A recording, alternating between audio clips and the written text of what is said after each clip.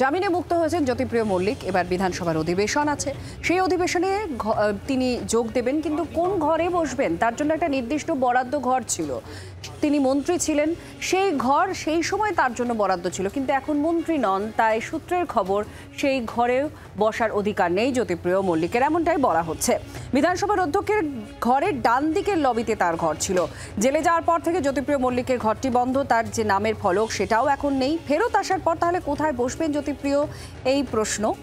শ্রেয়সী গঙ্গোপাধ্যায় আমাদের সঙ্গে আছেন। শ্রেয়সী, কি বলা হচ্ছে তার জন্য যে বরাদ্দ ঘর, তখন তিনি মন্ত্রী ছিলেন, কিন্তু এখন তিনি মন্ত্রী নন, তিনি শুধুমাত্র বিধায়ক, কোথায় বসবেন কি বলা হচ্ছে?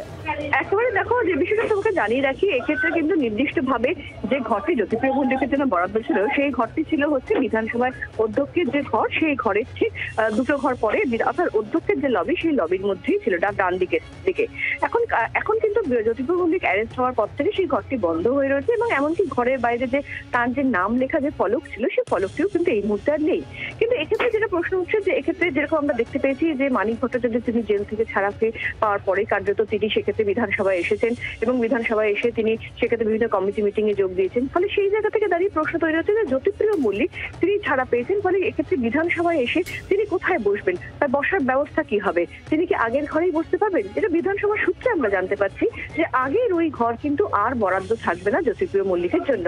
তার কারণ এই মুহূর্তে কিন্তু তিনি কোনো মন্ত্রী নন, যেহেতু ঘর প্রত্যেকটি মন্ত্রীদের জন্য বরাদ্দ থাকে, এবং এই মুহূর্তে যেহেতু তিনি কোনো মন্ত্রী নন, সাধারণ একজন বিধায়ক, ফলে সেই জায়গা থেকে দাঁড়িয়ে কিন্তু সেই ঘর আর তার জন্য বরাদ্দ থাকছে না।